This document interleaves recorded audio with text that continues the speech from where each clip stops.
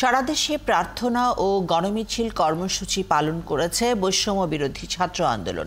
কর্মসূচিকে ঘিরে বিভিন্ন স্থানে সতর্ক অবস্থানে আছেন আইনশৃঙ্খলা রক্ষাকারী বাহিনীর সদস্যরা।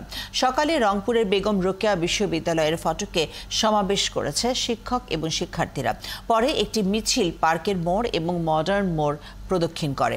এ সময় আবু সাইদ সহ কোটা সংস্কার আন্দোলনে সব মৃত্যুর সুষ্ঠু তদন্ত এবং বিচার, শিক্ষার্থীদের নিরাপত্তা ও শিক্ষার পরিবেশ ফিরিয়ে আনার দাবি করেন তাঁরা।